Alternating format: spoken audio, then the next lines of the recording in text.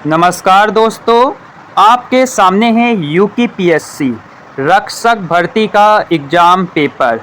आइए एक नज़र में देखते हैं यूकेपीएससी किन किन टॉपिक से पूछ रहा है यूकेपीएससी के एग्ज़ाम पेपर में।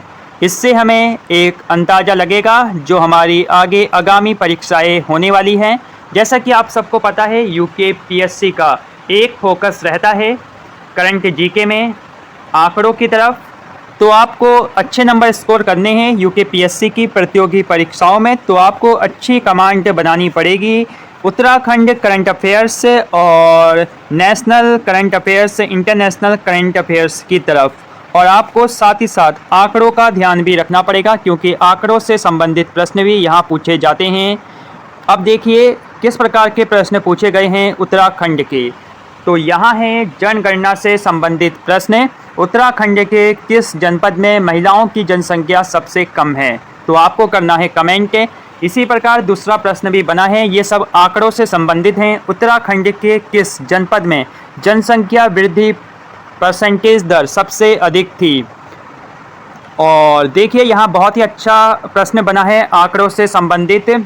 निम्न में से कौन सा उत्तराखंड का जनपद समूह वर्ष 2020-21 में गन्ने का सबसे ज़्यादा उत्पादक जिला था? तो आपको बताना है।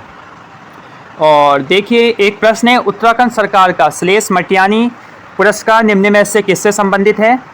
और यहाँ देखिए आंकड़ों से संबंधित प्रश्न। उत्तराखंड में भूमि उपयोग सर्वेक्षण 2009-10 के अनुसार कुल प्रतिवेदित क्षेत्र का कितना प्रतिशत हिस्सा कृषि योग्य भूमि का था? और यहाँ जनसंख्या से बहुत प्रश्न बने हैं। जनगणना 2011 के अनुसार उत्तराखंड की ग्रामीण शहरी जनसंख्या प्रतिशत अनुपात क्या है? तो आपको बहुत अच्छा फोकस करना पड़ेगा अगर आप तैयारी कर रहे हैं यूकेपीएससी के एग्ज़ाम की। उत्तराखंड सरकार कितने सतत विकास लक्ष्यों पर कार्य कर रही है? इस प्रकार के प्रश्न पूछे गए हैं। और उत्तराखंड राज्य में यहाँ करंट जीके से प्रश्न बना है, हाल के वर्षों में निम्न में से किन स्थानों पर रेल लाइन का निर्माण किया जा रहा है? उत्तराखंड सरकार की वीर चंद्र सिंह गढ़वाली योजना संबंधित है। और उत्तराखंड को हिमाचल से कौन सी नदी अलग करती है? तो आपको टॉपर्स की बात याद आ रही होगी। निम्न में से किस उत्तराखंड जनपद में राजी जनजाति? तो जनजाति से प्रश्न बन रहे हैं ये। और भारत में वरिष्ठ नागरिक आयु वर्ग का प्रतिशत वर्ष 1901 में 5.1% था, ये 2011 की जनगणना में बढ़कर कितना परसेंट हो गया? तो देखिए कितने अच्छे और डीप तरीके के प्रश्न पूछे गए हैं। और औद्योगिक नीति से प्रश्न बने हैं और पर्यावरण से संबंधित प्रश्न बने हैं। कौन सी नीति भारत में पर्यावरण और विकास के बीच सामंजस्य रखने हेतु बनाई गई थी? उसके बाद राजस्थान नहर को निम्न में से किस स्थान से निकाला गया? तो ये रक्षक का एग्जाम पेपर है, फिर भी इतने अच्छे प्रश्न यहाँ रखे गए हैं।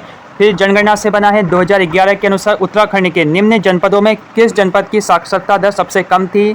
और वहीं सही सुमेलित आपको करना है बालचा दर्रा। इस प्रकार के प्रश्न पूछे गए हैं। राजनीतिक विज्ञान 11वीं अनुसूची में वर्णित नहीं है। और जनसंख्या घनत्व यानी यहाँ जनसंख्या से संबंधित प्रश्न पूछे गए हैं। उसके बाद आप देखिए उत्तराखंड के किस स्थान पर प्रसिद्ध झूला देवी मंदिर हैं? तो मेलों, आभूषणों, इन सब चीज़ों में यहाँ कमांड की गई है। यहाँ से प्रश्न पूछे गए हैं। अगर आपकी कमांड अच्छी है इन सब टॉपिक्स में तो आप बहुत अच्छे नंबर ले जाएंगे। अब यहाँ है राष्ट्रीय विकास परिषद, क्षेत्रीय परिषद, केंद्रीय सतर्कता आयोग और राष्ट्रीय मानवाधिकार आयोग। इन सब चीज़ों में अच्छा फोकस किया गया है। पॉलिटिकल साइंस के बहुत अच्छे प्रश्न पूछे जाते हैं, आर्टिकल से संबंधित हैं, मौलिक अधिकार से संबंधित हैं। और ईवीएम, अब देखिए चुनाव में इलेक्ट्रॉनिक वोटिंग मशीन ईवीएम के प्रयोग किए जाने हेतु जन प्रतिनिधित्व अधिनियम 1951 में कौन सी धारा जोड़ी गई है? तो कितना डीप प्रश्न पूछा गया है।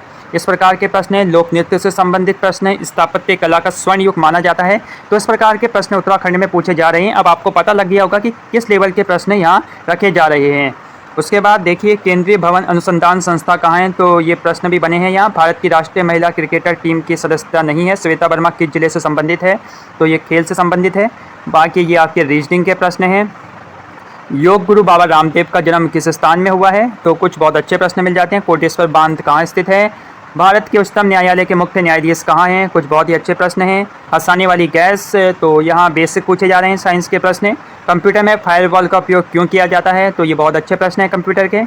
और निम्न में से कोशिका की ऊर्जा मुद्रा कहा जाता है? तो ये भी अच्छे प्रश्न हैं।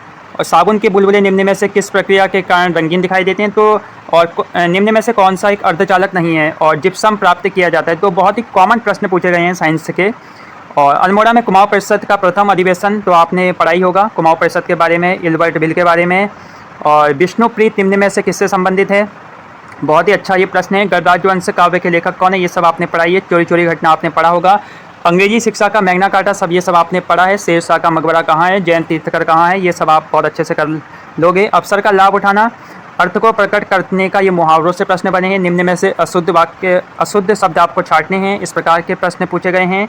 और भानुमति का कुनबा मुहावरे का प्रयोग निम्न में से किस अर्थ में होता है? तो मुहावरों पर अच्छा फोकस करना है। विशेषण से निर्मित संज्ञा शब्द पूछे गए हैं। सन्यासी का विलोम आपको बताना है। विस्तार या विलोम, पर्यायवाची, लोकोक्ति, मुहावरे, इन सब में आपको फोकस करना है। और विराम चिन्ह और जो चिन्ह पूछे जाते हैं उन सब में आपको अच्छा फोकस करना है हिंदी में। महाप्राण, अल्पप्राण जो फर्स्ट और सेकंड चैप्टर हैं हिंदी के, उनमें अच्छा फोकस करना है। पर्यायवाची हैं, स्वर संधि, अयादि संधि, संधियों में फोकस करना है, प्रश्न बनने हैं। तत्सम, तद्भव हो गए। और अनुनासिक, ये सब तो आप पढ़ोगे ही, ये सब बेसिक प्रश्न हैं। तो कुल मिला के ये एक समरी के तौर पर आपके सामने पेपर था जिसमें आपको पता लग गया होगा किस प्रकार के प्रश्न पूछे जा रहे हैं और किस प्रकार की आपको तैयारी करनी है। तो यूके उत्तराखंड के भी बहुत अच्छे लेवल के प्रश्न पूछे जा रहे हैं और जीएस के भी बहुत अच्छे और बेसिक प्रश्न पूछे जा रहे हैं। अगर आपकी समझ अच्छी है तो आप बहुत अच्छे से इन प्रश्नों को कर लोगे। हिंदी को भी आप बहुत अच्छे से कर सकते हो अगर आप रोज़ प्रैक्टिस कर रहे हो अच्छे से। और कंप्यूटर के भी पूछे गए हैं। और बाकी रीजनिंग और जो हिंदी, ये सब आपकी प्रैक्टिस पर निर्भर करता है। आपकी जितनी अच्छी प्रैक्टिस रहेगी, जितनी अच्छी समझ होगी, आप उतना अच्छा इसमें स्कोर कर पाओगे। तो ये था प्रश्न, इसको हम जल्दी लाएंगे इसका हल और इसके संबंध में कट ऑफ। बाकी बने रहिए चैनल के साथ, जो भी अपडेट होगी आपको पहले दी जाएगी। तो शुरू कर दीजिए। अगर आप यूकेपीएससी के एग्ज़ाम की तैयारी कर रहे हो, चाहे एसआई का हो, अभी एसआई का है, और भी अन्य एग्ज़ाम होने वाले हैं, आरओ, एआरओ, तो जमकर जीएस उसमें पूछी जानी है। तो लगे रहिए अपनी पढ़ाई में और चैनल को सब्सक्राइब करना ज़रूर मत भूलिए, ज़रूर करिए। नमस्कार।